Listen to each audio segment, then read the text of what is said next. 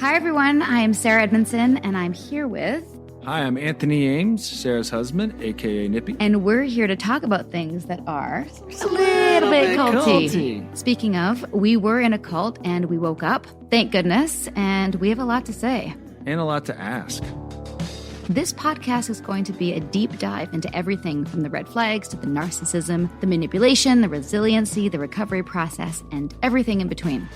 Also, we want to share some of the good we got out of it so you can get all the nuggets without having to join a cult.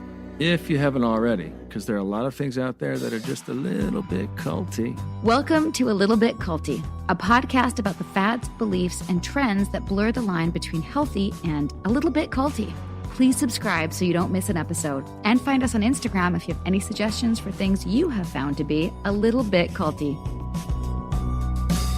Under the surface, the water fills my lungs. This ground I worship has swallowed up its young. And you give for a promise Hey, everybody. Welcome back to A Little Bit Culty. I'm Sarah, and I'm here with my handsome husband. What up, kids?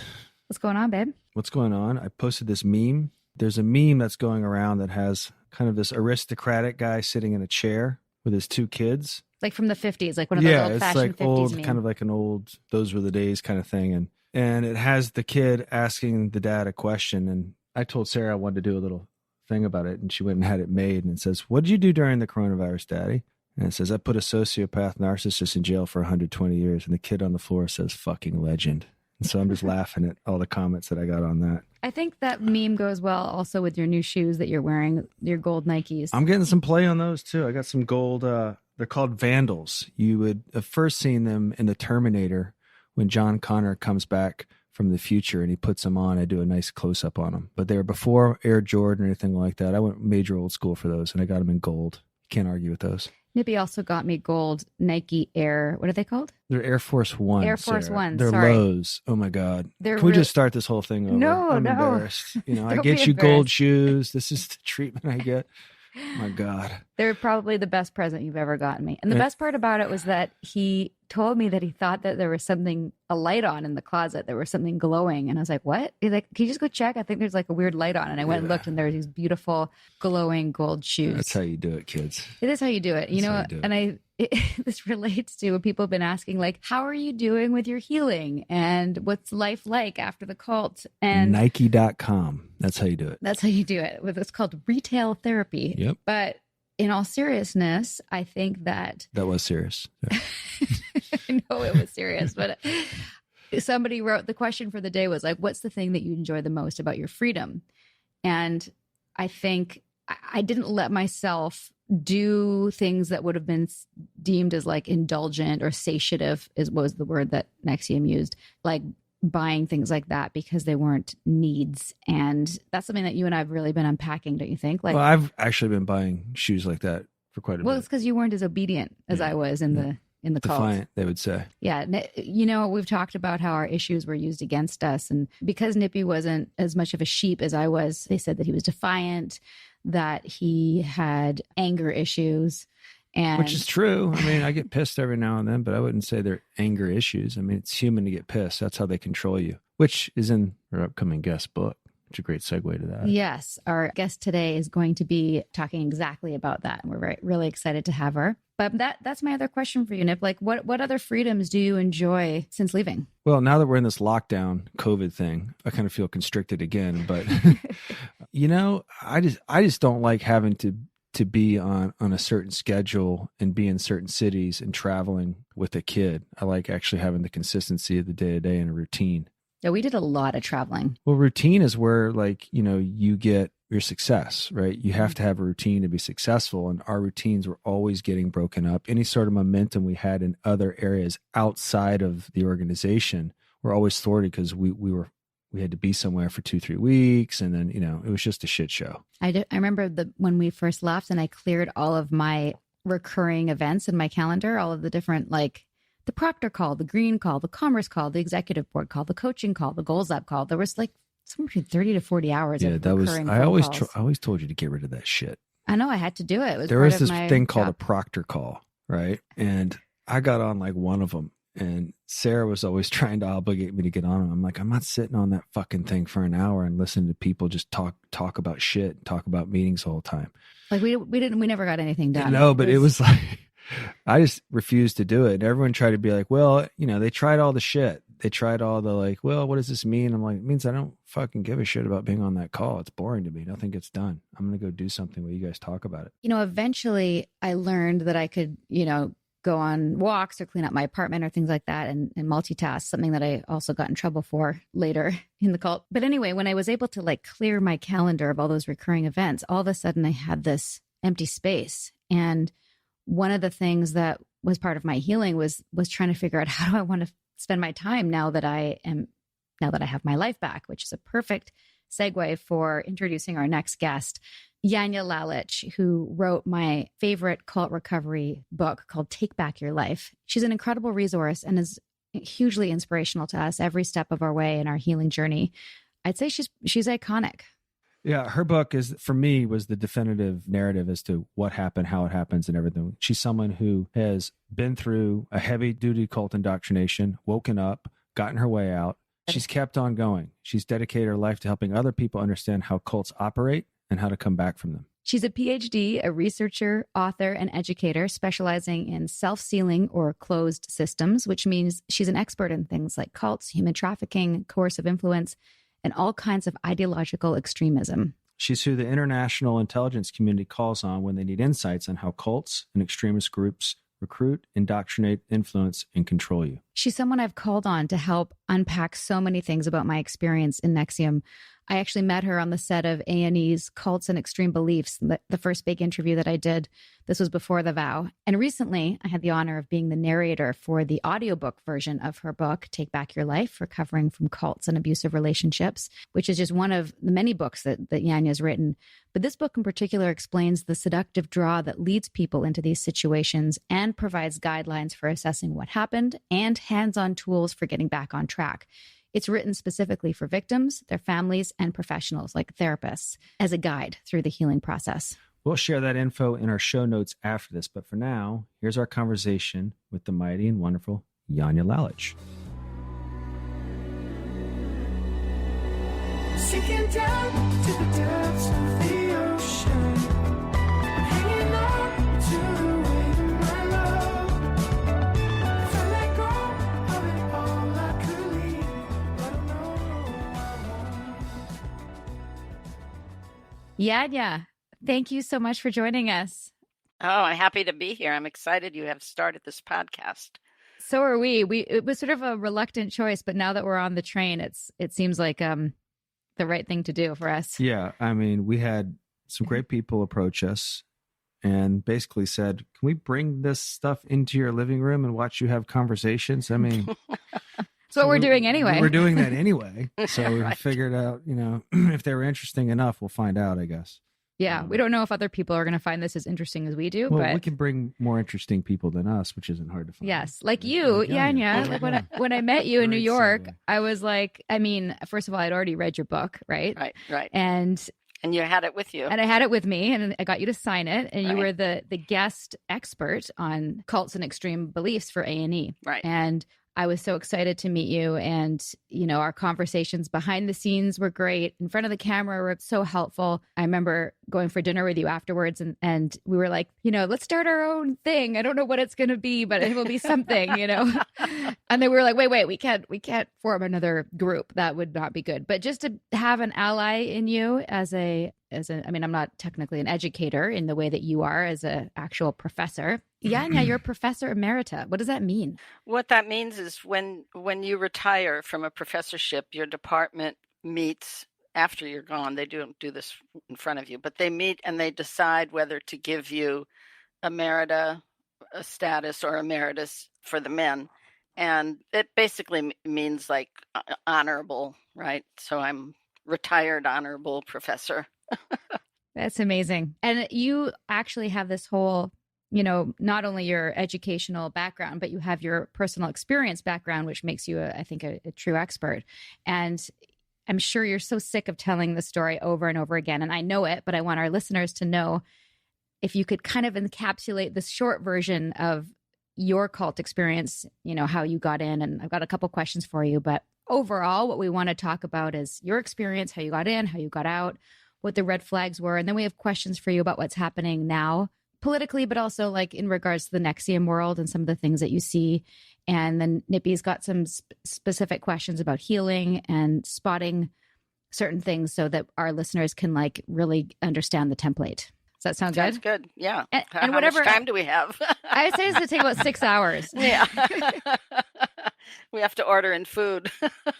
I love the 15 characteristics of a sociopath. I think if people could really understand those and identify those, it would weed out a lot of those characteristics in our leaders. And I especially like the part in your book about loaded language. Uh-huh. You see a lot of that going on politically as well. And I find if you control the language, you can put handcuffs on any real conversations. Yeah, and absolutely. you can control the thoughts and minds of people if they're going around, whether, regardless of where you are in the political spectrum, there's a great quotation George Carlin has: political correctness is fascism with manners. And I see a lot of the parallels when I was reading about the loaded language part of your book. I just remember thinking, good God, this is really, you control words, you control thoughts, you control behaviors, and you really have soldiers.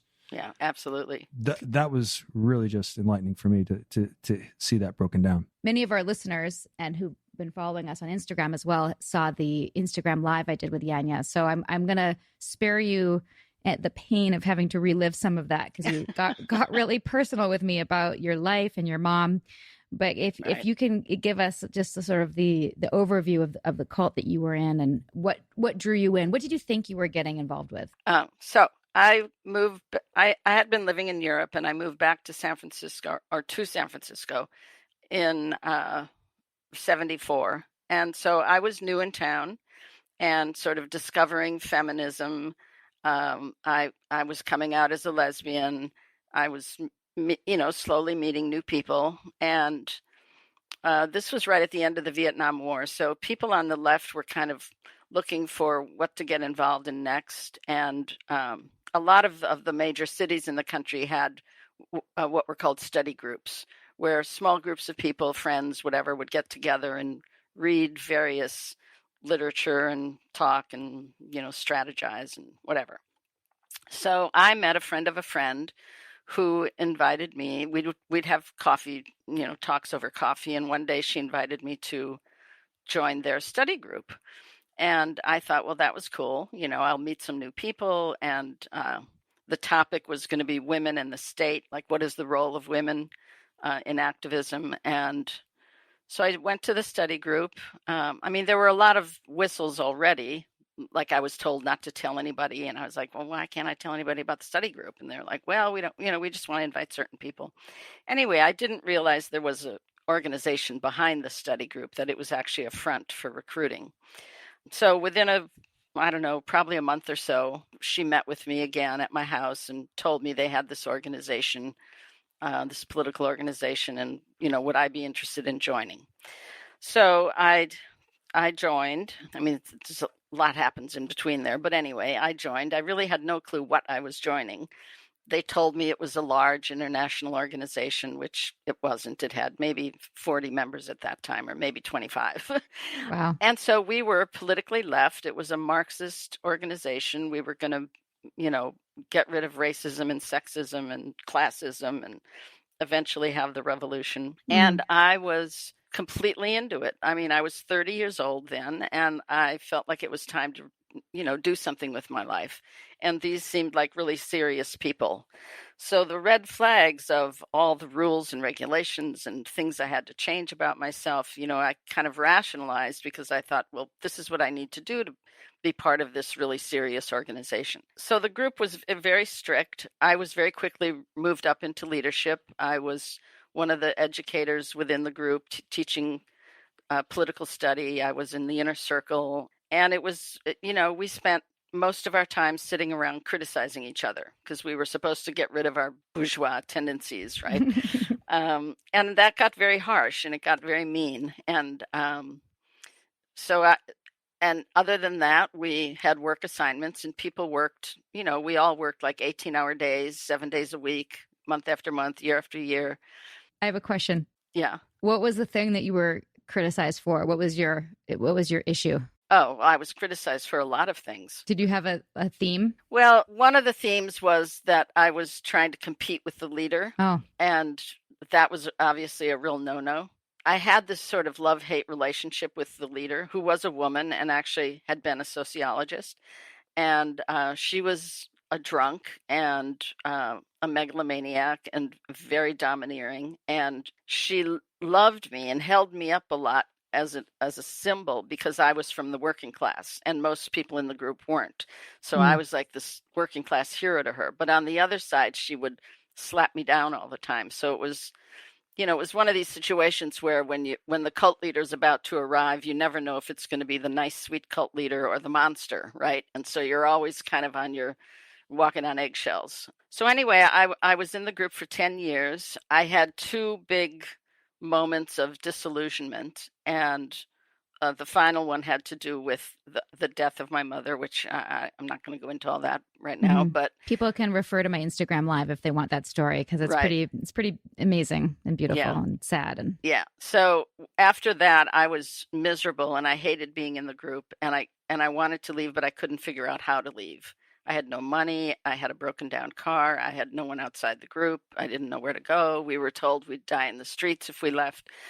So for 5 years, I was miserable, and I would literally pray. Well, I don't pray, but I would wish every day that I would be killed in a car accident, because it was the only way that I could see to get out. Ironically, we finally had our revolution. And at one point when the leader was out of the country, we called everyone together, told them what was really going on. It took almost a week to convince everybody that we were telling the truth. And we then took a vote and voted unanimously to expel the leader and dissolve the organization. So we all got out at the same time. Wow. And how did the leader react to this revolution? Oh, God.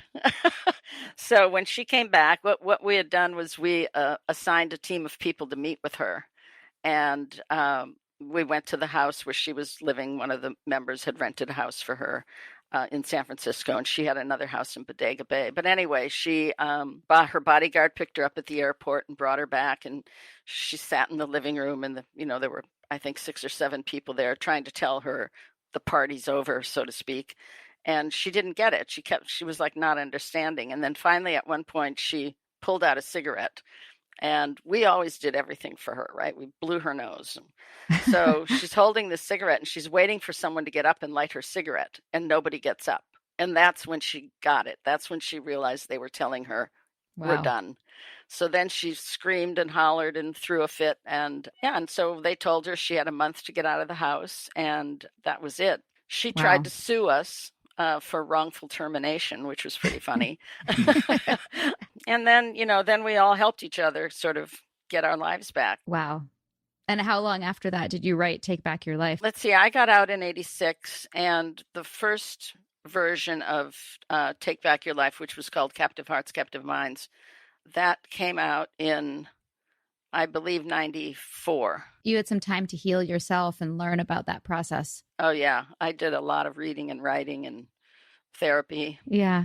What would you say was your primary wound care in terms of your healing process? For me, it was because I had been in leadership, and I had really done a lot of really shitty things. I modeled myself after the leader.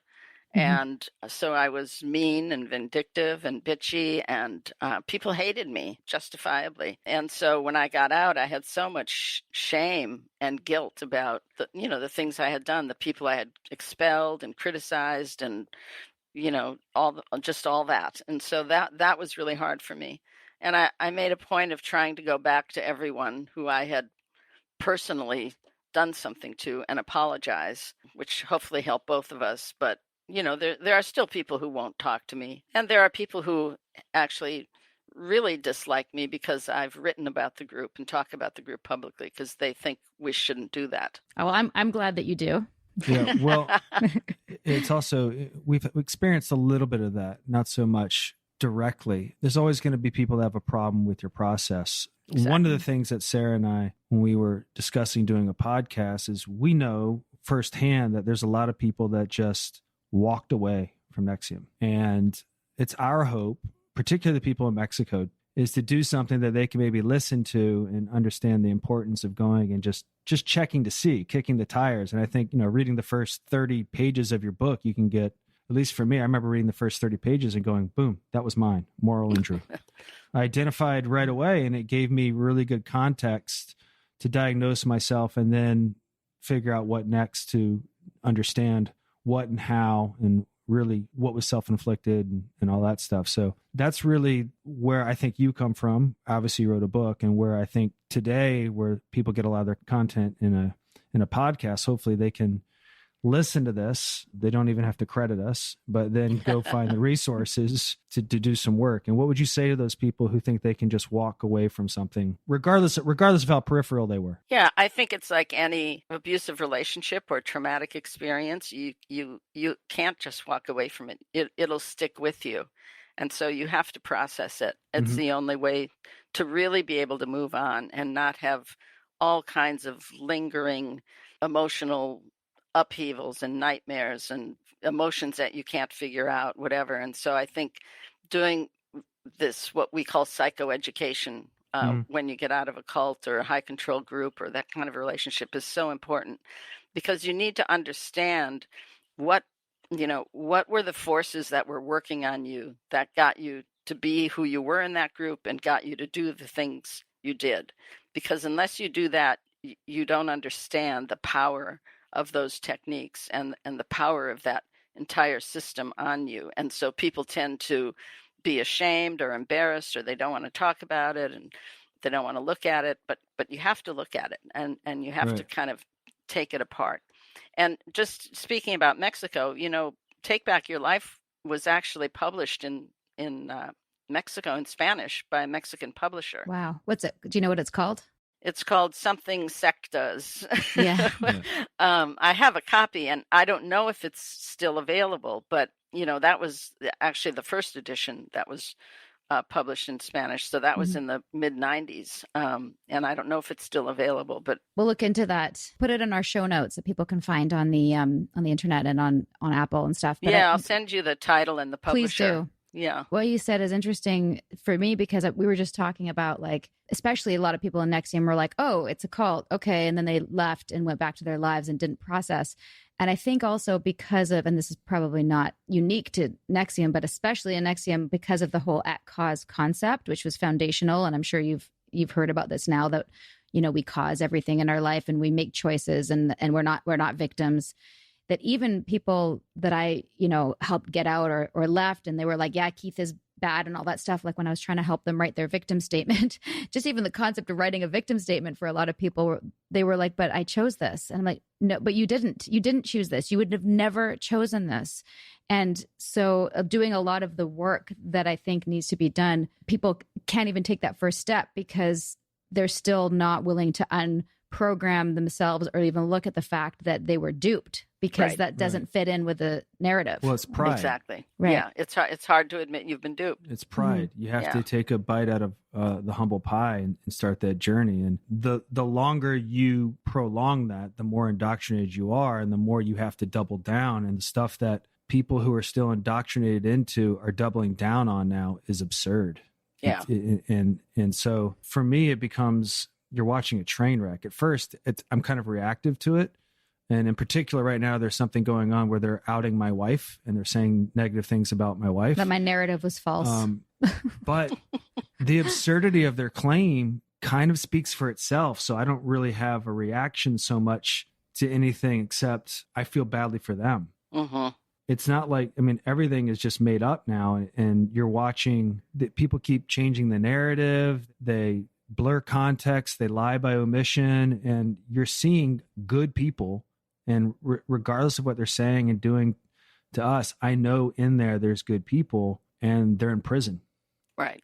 Well, they're really showing how desperate they are. Right. I might surmise that part of that desperation may be because now they no longer have contact with Keith, Right. because that was one of the conditions of the sentence. And And that actually gave me some hope, because I thought maybe by not having contact with him, at least some of them might eventually, drift away and come to see what they've really been part of. But it is sad.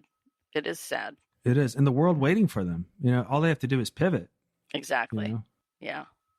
What was that like for you to read? Did you read the whole thing, their manifesto? I skimmed it. Yeah. Mhm. I mean, it was, they certainly went at you, which Mhm.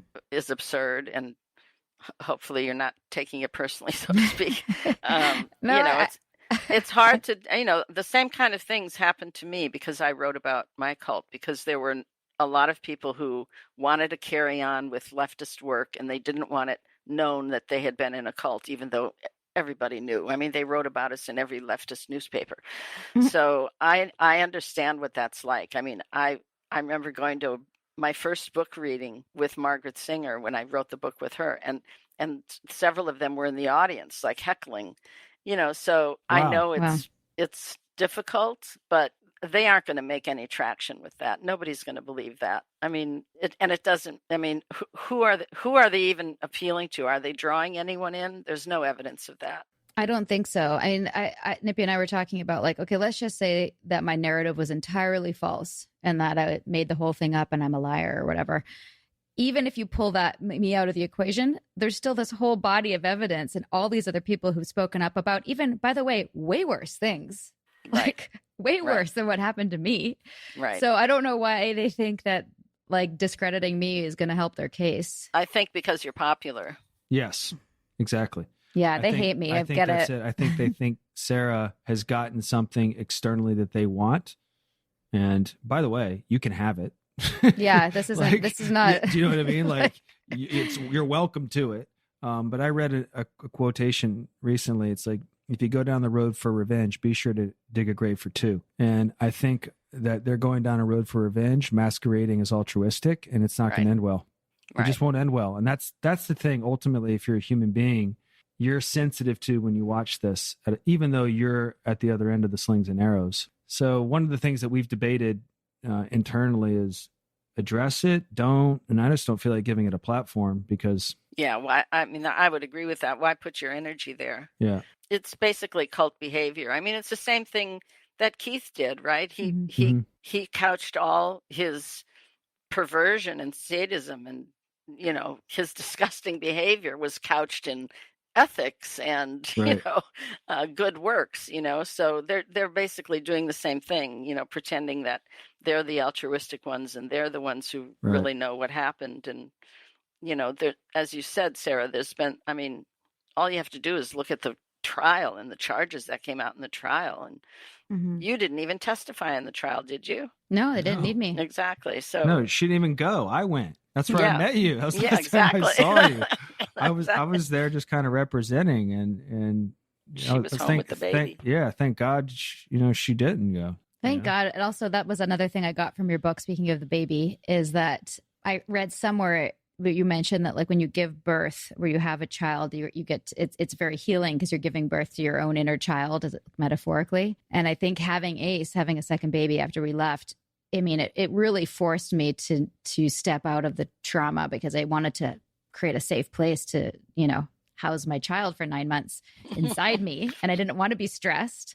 Right. And I stopped reading the Frank report, and I stopped engaging in my fight for a little bit, which was, I think, really good for me and really healing. And, and helped also overcome a lot of the PTSD, because I just slept. I just had the proper rest I needed, which I think is another healing nugget I would share, that when people leave these things, is that, especially if you've been in a cult where you're a worker bee, like you and I both were, and you never have any downtime, learning to have downtime and resting is something you have to learn.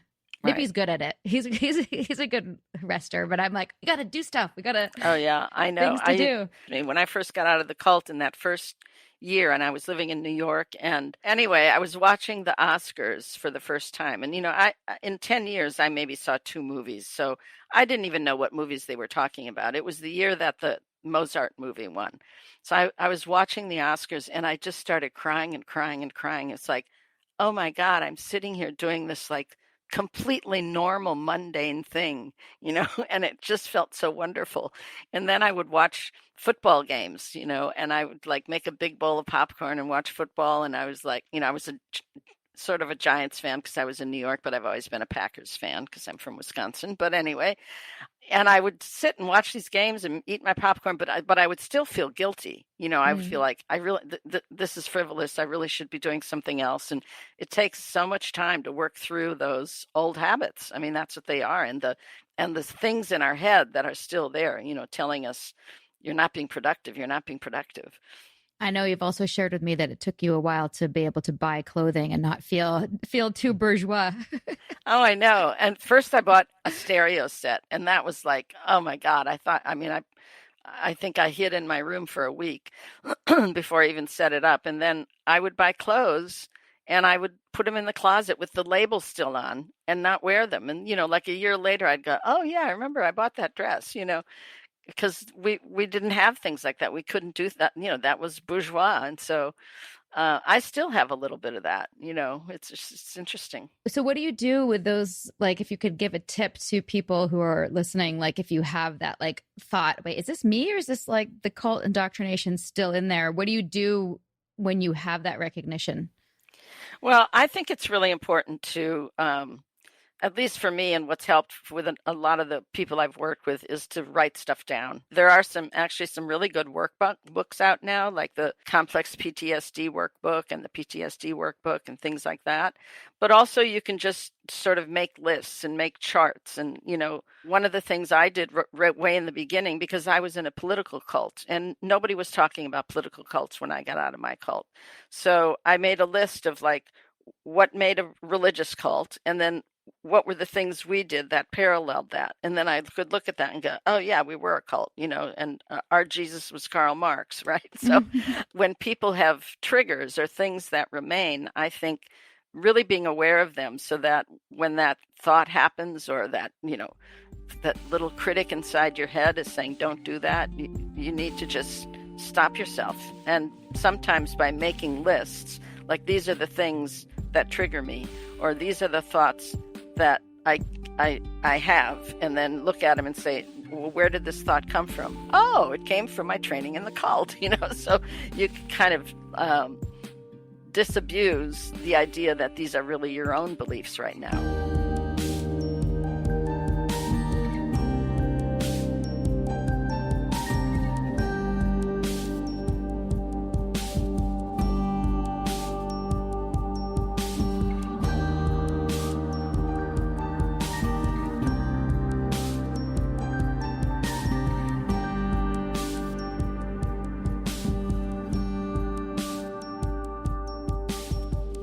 We tell our stories. We change the world. A Little Bit Culty is proud to support the #IGotOut project, which empowers survivors of cultic abuse to share their stories online as a catalyst for education, prevention, and healing. Learn more about the #IGotOut movement and find resources at igotout.org.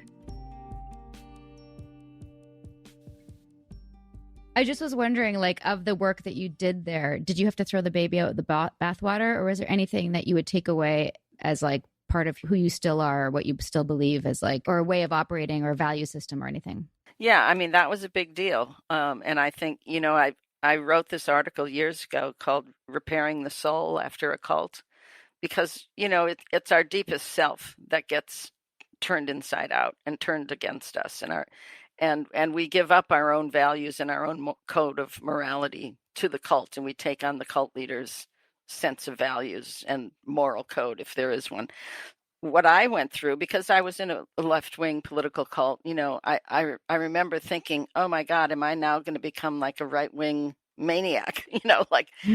Was all of this really awful? And now do I go to the other side?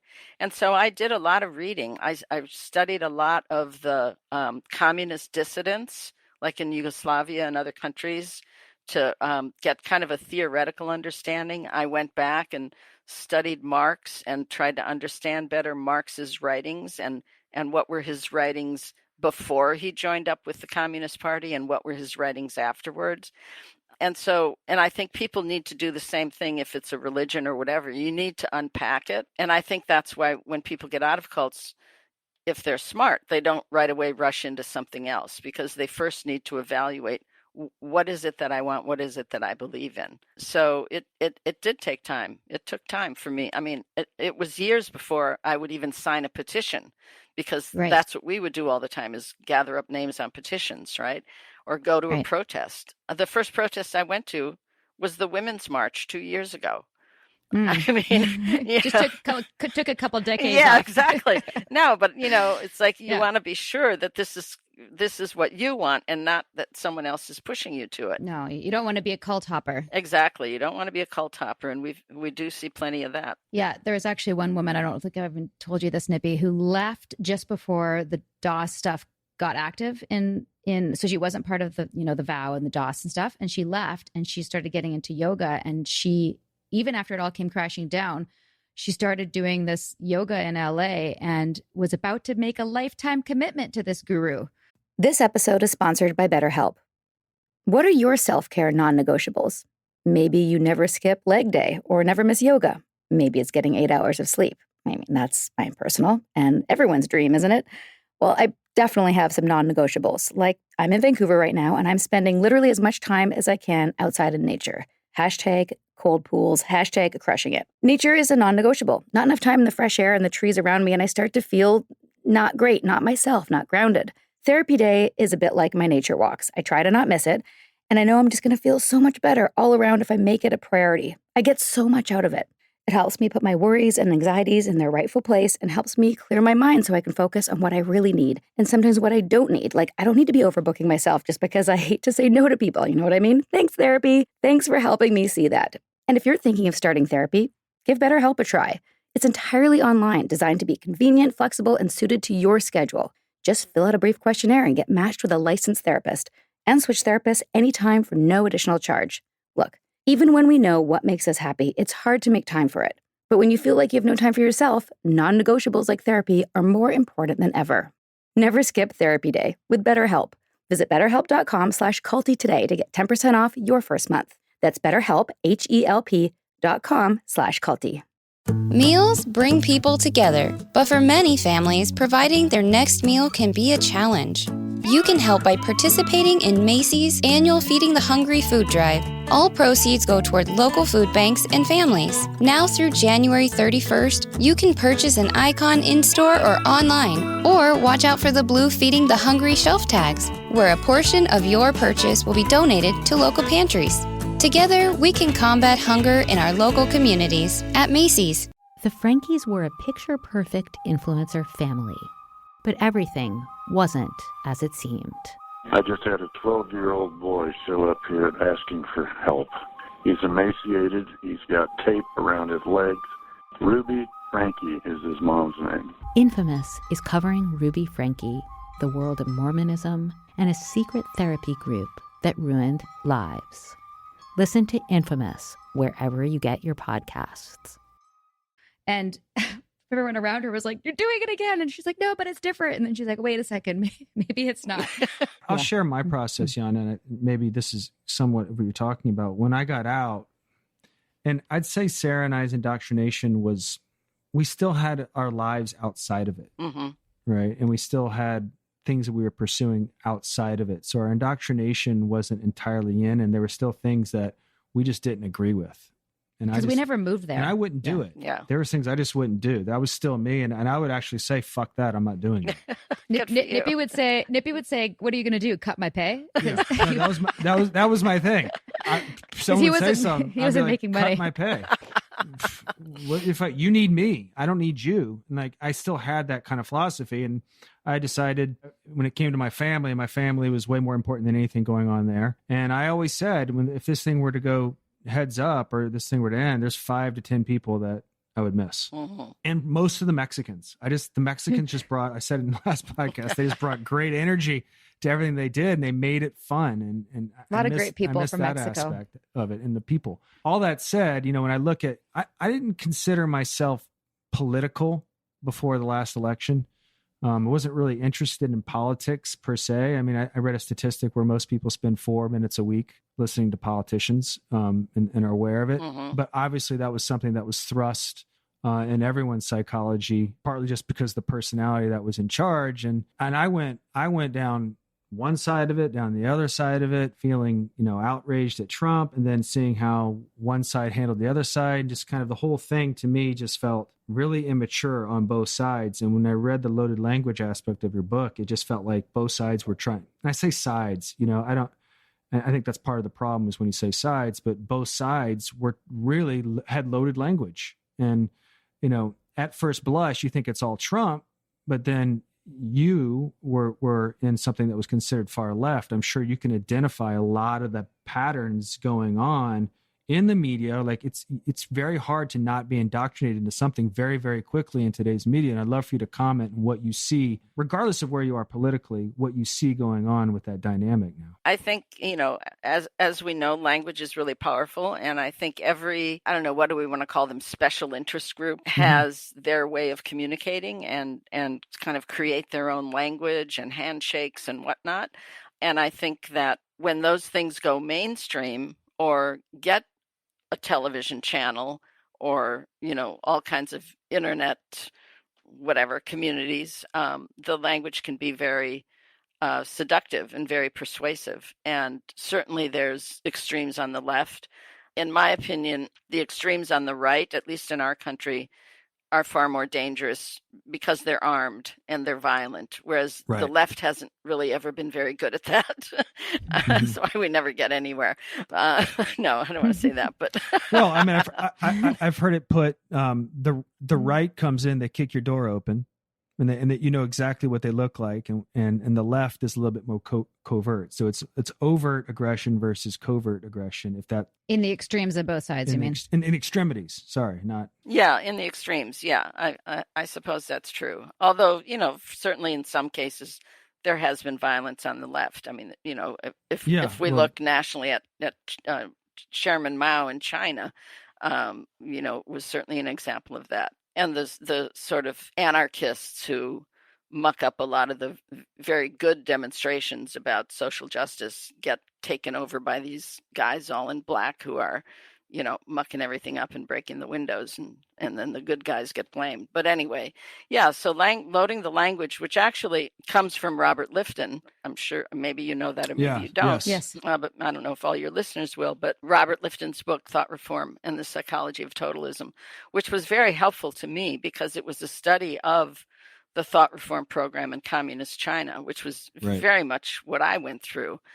So it was really the first thing I found that spoke to me. But he has these 8 principles of a totalistic group, and loading the language is one of them. And all 8 of them are spot on. And that's another thing that I often had people do when I worked with people was take those 8 characteristics of Lifton's and just list out how did your cult do each one of those things. Those kinds of diagrams, I think, really help people, again, understand the enormity of what they were subjected to. Do you think schools should have some sort of curriculum on this? I absolutely do. I mean, I've actually... It's one of the things Sarah and I were thinking about. I've talked about that we need a national education program. And of course, that sounds like socialism, so everybody freaks out when I say it. But change the language, right. Sticking with the theme, right? I think that we, especially in America, I mean, you guys are in Canada, so you're a little better off. But we've really seen the dumbing down of America. That's how I see it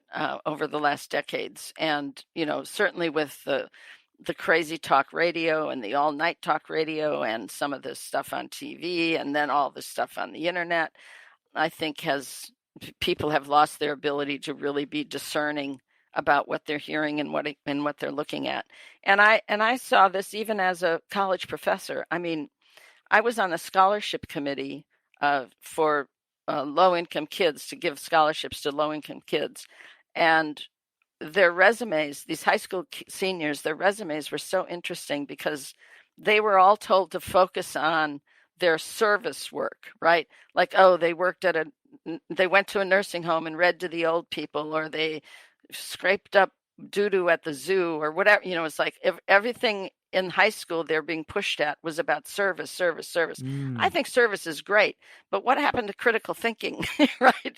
And so there needs to be a re-emphasis on that. And I think if we can do that through the educational system and certainly start to really teach about this whole idea of unethical persuasion and healthy and unhealthy groups. That's actually a great segue to one of my questions, which was in learning to understand what happened to me. I've obviously read your book and others, and there's a lot of words that are similar or terms that are similar, like, brainwashing, indoctrination, mind control, different terms that kind of seem to undue influence mean similar things, but they're being batted around. And as the vernacular becomes more mainstream, like gaslighting was not a term that I was even familiar with when I joined NXIVM.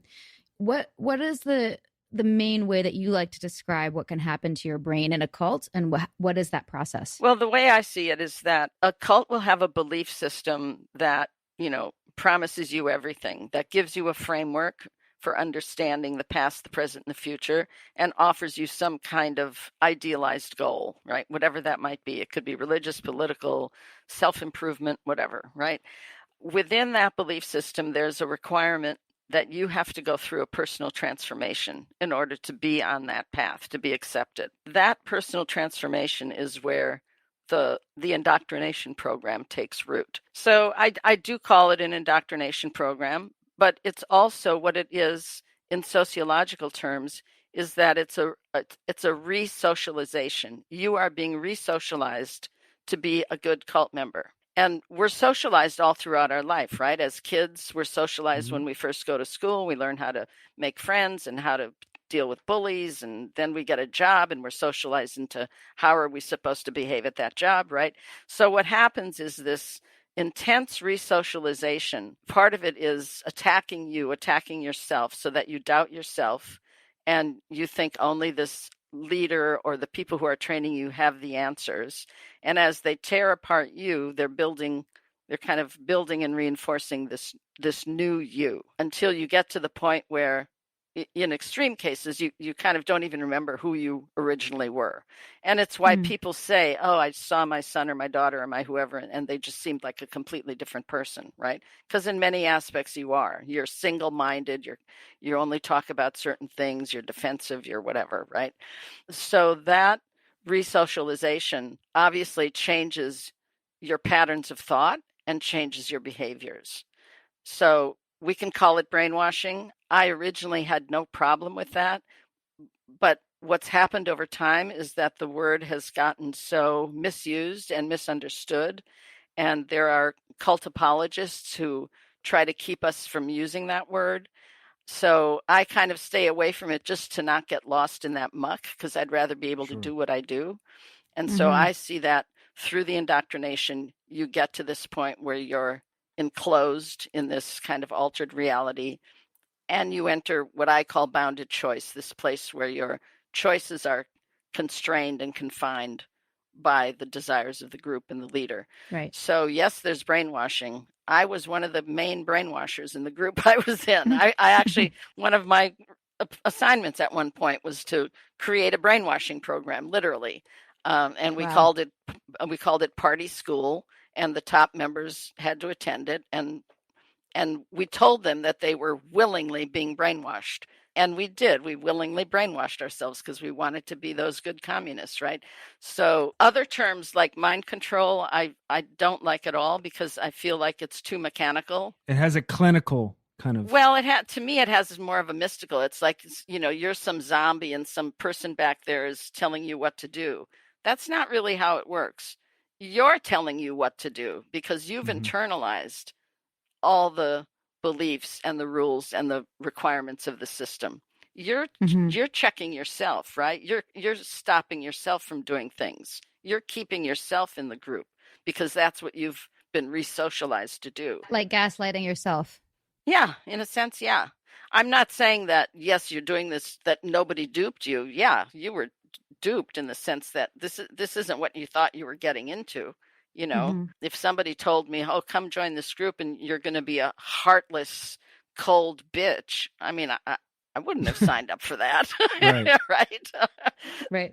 so much of every conversation I have with this work is like, okay, let's say one of the we call them the loyalists, the true believers. Let's say they're listening, and I know their belief system and their outlook on us, because I used to be them. Right. I used to have that belief system, and I know that everything that we do is proof that the world is out to get them, because of course there's no victims except for them. There's no victims in the world except for Keith, who's a victim now to the judicial system. Right. And me, Mark, Bonnie, and Catherine, and the rest of us. But anyway, I'm always seeing things through the lens of like how to reach them. And I know that if they were to hear that, they would say, as I would have said, I'm not a new me. I'm a better me. I'm a better me. I'm more this, and this. And I'm not brainwashed because I'm choosing this and I'm at cause. And look how happy and successful I am. And you just don't get it. So like, how do you ever get through to that self-sealed system, to use your words, or closed loop logic is another term I've heard? Like, how do you get through to that? Or is it just that they have to have their own wake up moment themselves? Ultimately, they have to have their own wake up moment. I think that's how most people leave groups. I do think that everybody has doubts and moments of like, I'm not so sure. And, the way I've described it is that we have this little shelf in the back of our head, and we put all the doubts there because we can't express them, obviously. And then at some point, one more thing happens and that shelf breaks, and then the doubts come spilling out. Then you have to kind of figure out, okay, I see something is wrong here. How do I leave? How do I get myself out? I love that metaphor. So I think what those of us who have people on the inside of whatever group or rabbit hole, what I always say is you need to plant seeds on that shelf that'll grow, that'll eventually cause the shelf to be too heavy and break, so that it's you can't directly confront, but you have to sort of plant ideas that'll kind of moil around in their head and get them to hopefully start to see things in a different way. And you may never know when that's going to work or how that's going to work. I guess you should also never give up hope. You know what? I don't. And we actually, Nippy and I have debates about who's going to leave or not leave. And we think that some people may never, but I always hold out hope that I will welcome back any of them, right. Even ones that have been total assholes to me and shit talked me to no end. I get it. I will hug them as long as there's no coronavirus. I will hug them. I will accept their apology. Right. We can just water under the bridge, and I feel that way pretty much towards everybody, but I think, except Keith. I would, he can rot in prison. Absolutely. But I think that like, I can't plant those seeds because they still hate me, and that's fine. And that's fair. But not many people know this, but almost everyone that's still loyal, respective family members, have reached out to us and want to help their children. And, we've tried to help them plant the seeds. Right. And that's sort of the only thing that we can do, because anything coming from us is seen as, right. They dig their heels in even more. Yeah. Right. Exactly. But, I'll tell you a story of one of the few interventions I ever did. This was years ago, but I was working with a family whose daughter had joined a political cult. She had been a student at Berkeley and dropped out of school to be in this group. And they had another daughter who committed suicide. And they were from Hawaii, and they were going to have the funeral in Hawaii. And the cult had agreed that the girl could go attend the funeral. So they said to us, the intervention team, they wanted us to do the intervention then. And we said, no, this is like a bad time. No, just, And they said, this is the only way we can make sense of our other daughter's death, is to use this opportunity to meet with our other daughter. So we all went to Hawaii. The funeral happened the day or two later. She came over to her aunt's house, and we were there. They introduced us. We had, I would say, maximum a half an hour with her of, asking her some questions, saying a few things, trying to get her to talk a little bit. And after a half an hour, she jumped up, ran out of the house, ran down the hill to a phone booth, and called the police. First, she called her cult, and they bought her a ticket. She called the police. She stayed in the phone booth. She told the police she was being held against her will, which of course she wasn't.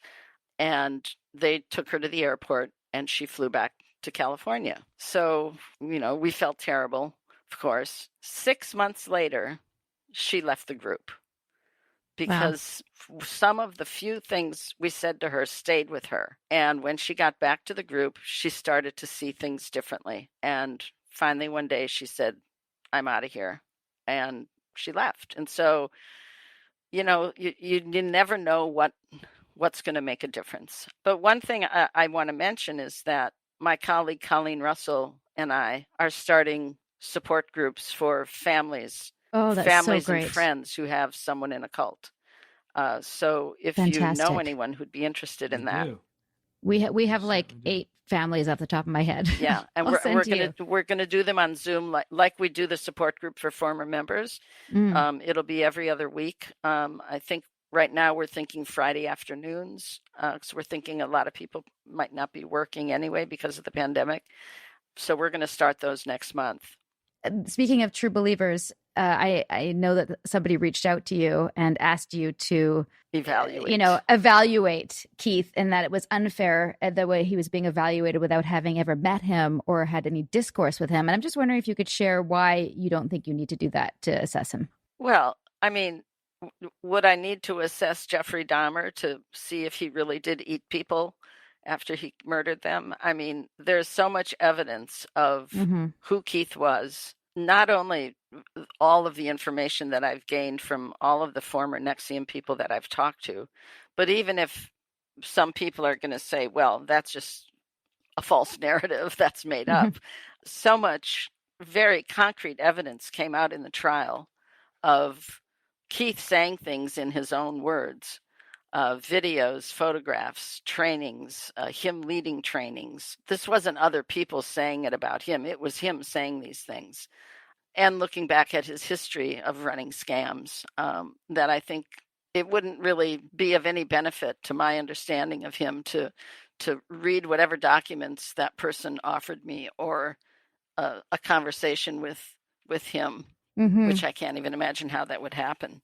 So, I mean, yes, there are times when I would love to interview some cult leader or another, but not because, at least in this case, I think I'm wrong about my impressions of Keth Raniere. Right. So their belief on you is that you can't see what a noble, kind, humanitarian, ethical man he is. And it's just your lack of true depth and willingness to see the truth about him. But really what it is, I think, is that you have an underlying assumption, which is that he's not a good person, that he is a sociopathic, narcissistic, sex addicted megalomaniac. They sadist, see him. You forgot sadist. Oh, sadist. Yes, sadist. Yes, all those things. And they see him as good intentioned, doing unconventional things to try to help people, specifically in this case with DOS, women, to find their true strength and to uphold each other and be more accountable, blah, blah, blah, all that word salad bullshit. But the assumption underneath it is that they still think he's good. But how can he be good when he's starving women? Oh, I know. People are malnourished. I mean, the doctor the chiropractor at the trial said, he thought these women were malnourished. I mean, this isn't just some made up thing. I mean, he's starving people. He's planning to build a kind of torture chamber in the basement of one of the houses. I mean, he's a total hypocrite. Yeah, he's a hypocrite, and he's cruel, and he's, I mean, how is that a divine being? No, absolutely. I mean, you don't have to convince me of that. I think just having people read the 15 characteristics of a sociopath, if that doesn't change their mind about him, then they don't. There's a great, I think it was Edward Snowden said it in a podcast. You have 3 quotes this podcast. Yeah, You're busting out the quotes. Do it. Well, you can't wake people up that are pretending to be asleep. Yeah. And that actually leads me to possibly my final question, and something I'm gonna ask of you to participate in, which is that we have a segment in our show called "That Really Chaps My Ass." That must be a Canadian expression. Oh, you don't have that? Chaps my ass? No, Nippy says Janja, it all the time. I'm American. I'm from Atlanta, Georgia. Oh, I'm not Canadian. Yeah. So what chaps my ass is like something that really pisses you off, and specifically about your cult. So I'm asking this to cult survivors like yourself. So I'll give you an example, and then you can think of something. So every now and then, Nippy and I turn to each other and we go, you know what really chaps my ass? And in this case, speaking of Keith being a hypocrite, there was so much dogma about keeping your word and being on time. In fact, if we were not on time, especially in the SOP trainings, you probably know this, if somebody was 10 minutes late, we stood for 10 minutes after that person arrived in silence so that person could feel the weight of their lateness and how that affected the whole group and shit like that, right? Then at every V week at night, there'd be like some sort of event or performance at around 7 or 7:30 or even later sometimes. But it'd be a set time. I wouldn't go. And we always waited for at least an hour for Keith. He would always be the last person to come strolling in and sit down. And we always thought that he was doing important stuff. And we found out later he was fucking women. He was late because he was having threesomes and like whatever kind of like, sex in itself isn't a problem. But Well, especially since he can't get it up, but. Yeah. Well, no wonder he was late. It took a while. So that really chaps my fucking ass that we waited for so long for him and he was just going out and, being douchey. So anyway, do you have that really chaps your ass? Maybe something you haven't shared about something that happened in your cult that you're like, oh, can't believe that happened. Well, I mean, one of the things I can think of that used to really, I don't know if it was piss me off, but freak me out was those of us in the inner circle would have these sessions with our leader, usually at her house in Bodega Bay. Like a bunch of us would have to go up there for weekends or holidays or whatever. And she drank hard alcohol, and we would have to drink along with her. And, most of us are sitting on the floor and she's ranting and talking about her childhood and this nonsense. And then she would want us to sing The House of the Rising Sun because that was her favorite song. And each of us had to then make up a verse to go with the song. So if it got to your turn and you couldn't think of a verse or she didn't like the verse you made up, then she would like slap you across the face. And wow. So that, I don't know if that chapped my ass, but it was one of the reasons I used to then make up excuses to not go to those anymore. I would pretend I was sick because I was like, I can't take part in that bullshit anymore. And on top of it, one time her dog bit me in the ass, and that really chapped my ass. I am a pure dog lover, and no dog has ever bitten me except her Rottweiler guard dog. So that was another beef. I think those are two Do really those good qualify? examples. Yes. Yes. Quite literally, yes. Absolutely. That's a great note to end on. But there was one person who asked if you could answer this briefly, if there's any steps that you can recommend for people to become an expert or a deprogrammer, because I think also the world needs it right now. There's not enough. So is there like a path or a program that people can take or anything like that? And this is a cult survivor asking this question. Mm-hmm. Well, first of all, I feel very strongly people should not become activists too soon. I think they need to, yes, Sarah, they need to deal with their healing and their self-care first, which I think you did that year with the baby. So I forgive you. Thank you. But in general, I think becoming an activist too soon isn't terrific and can set you back.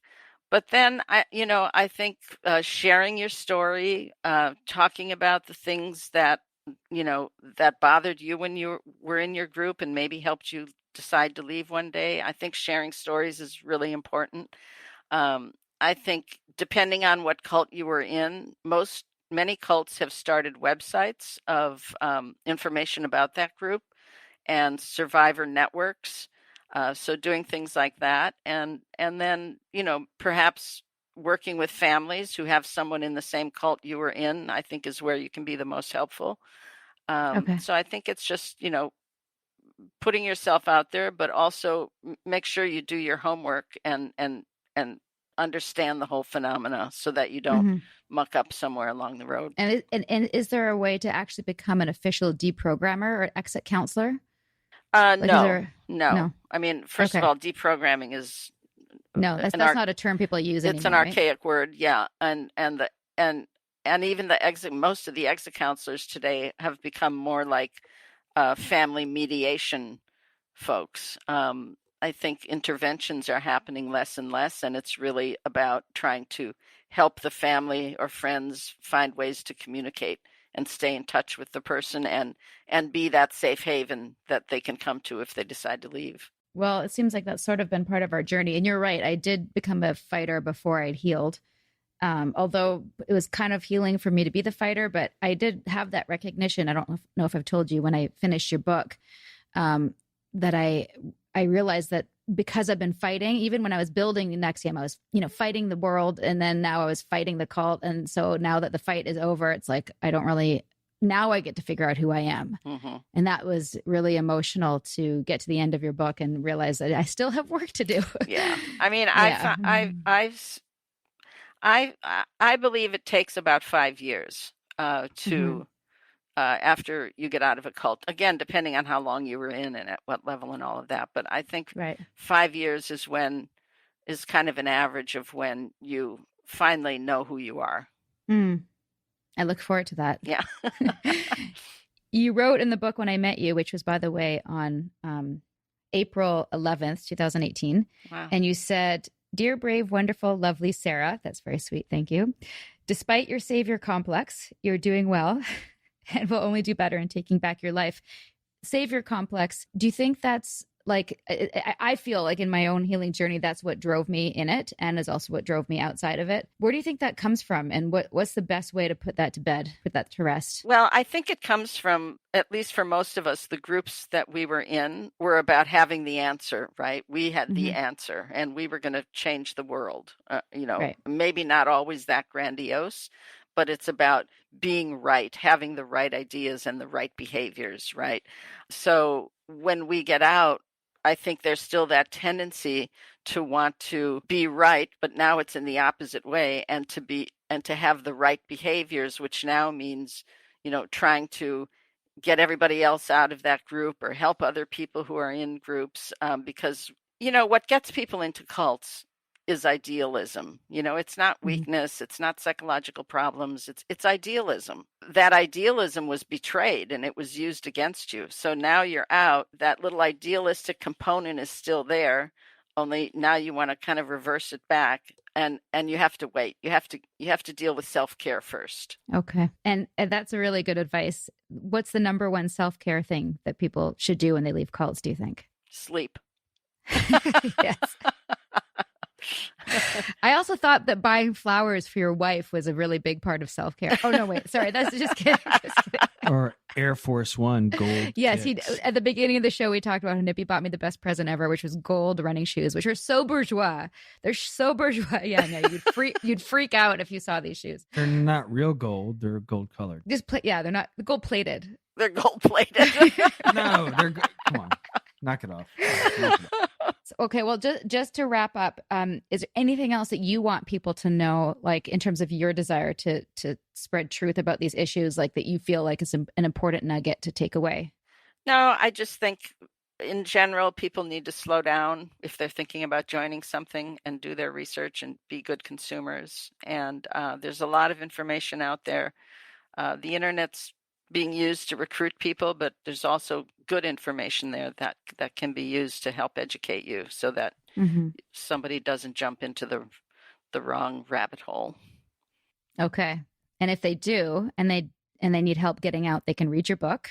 They can read right? my book. They can go to Take my Back Your Life. website, cultresearch.org. And they can reach out to you if they want to get some support with their family or join one of your groups. Yes, absolutely. What are the other things that you want people to know about what you're doing right now? Where to find you? Well, they can find me through my website. There's a way to email me. They should also know that I have the book about children who grew up in cults, which is actually the big population coming out of groups right now.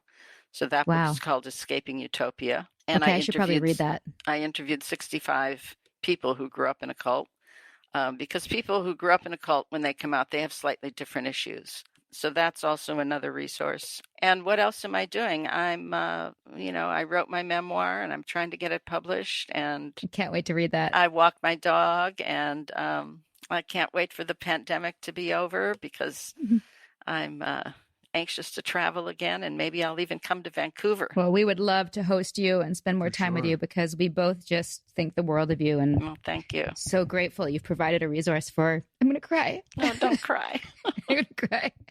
Provided a resource for our healing. Like, it's just been really profound for us. So thank you for taking the time to share your wisdom and your humor and your Janja essence. Thank you. Thanks, Sarah and Nippy. Thank you, Janja. Yeah. You're the best. Thank you. Until next time.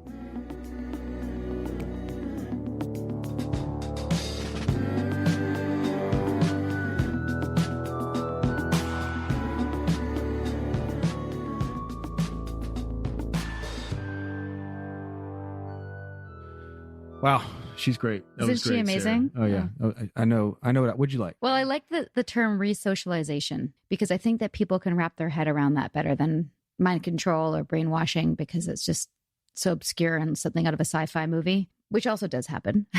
But I think that my biggest takeaway from talking to Janja and also from narrating her book was that, you really have to take time to heal after getting out of something like this. And most people don't. They think just waking up and realizing that they were conned or that they were in a cult or a culty group is enough. It's not. You have to understand the systems of influence and what happened to you and your brain and your life and your value system and everything. Otherwise, you will do it again and you will not heal. Or you're just not making really sound decisions. No. Your framework's been toyed with. And I think also the book's really good at breaking down the different types of cults because people may have a certain stigma around things like, religious cults. And, the whole point of this podcast is looking at things from like what's a little bit culty to a lot culty. And some of these organizations and groups, whether it be a religious cult, a family cult, a spiritual cult, a new age cult, I also recognized, obviously ours fall under what's called a large group awareness training, personal development programs. But when Keith created DOS, he was bringing into and using methods like in terms of branding from a cult, like satanic cults. And that freaked me out because, I knew he'd gone dark, but I hadn't made that correlation until I read the book. Right. So just understanding, what methods were done to your mind and to your value system and everything, and where did it come from? Just getting that education is a huge part of education. the healing. That's the thing I was going to go in on. I think this is all valuable education, regardless of whatever word you want to use, socialized, indoctrinated, or anything like that. There needs to be some sort of awareness just into how all these things work. Whether it be, when you go to school, you're being indoctrinated. When you go to church, you're being indoctrinated. But that's a healthy authority. Well, I know what I think I like about that is there ought to be something in our schools that explains it, which is, exciting. I think her book, for me, it was the first thing I literally read. I'd watched a couple other videos, but when I read hers, it read quickly. And even just the first 30 to 40 pages were, regardless of whether or not you've been in something like this, is valuable just in terms of self-awareness. She also wrote the script to a TED Talk that's online, and we'll share that video in our notes. It's called Why Do People Join Cults? And it's just a couple minutes, breaks it down, super clear. And that is also a great resource for something that might just be full cult or something that's a little bit culty. So wrapping up, thanks everyone for listening. We'll post more information on Janja's work and works in our show notes. And her book is Take Back Your Life. It's available everywhere you can get your books. And also the audio version coming in the next couple of months. Thanks guys for listening. I hope you found this as interesting as we did. Till next time. Sinking down to the depths of the ocean, I'm hanging on to the weight of my love. If I let go of it all, I could leave, but I know I won't. We're going to be back soon with more episodes of A Little Bit Culty with more experts and survivors and sometimes experts who are survivors and some familiar faces from the vow. If you got suggestions or questions on upcoming topics, find us on Instagram at A Little Bit Culty. And for more background on what got me to this point, my memoir, Scarred, the true story of how I escaped NXIVM, the cult that bound my life, is available on Amazon, Audible, and wherever books are sold.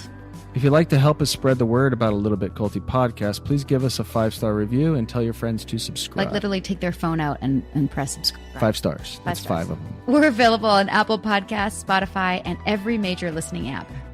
A Little Bit Culty is executive produced by me, your co-host, Sarah Edmondson, and Anthony Nippy Ames. Associate producer is Jess Tardy. Produced, edited, mixed, and mastered by Citizens of Sound.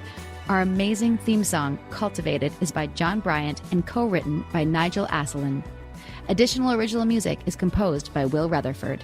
We'll be back with more episodes. Until then, Don't join a cult. I'm Sarah Edmondson, and thanks for listening to A Little Bit Culty.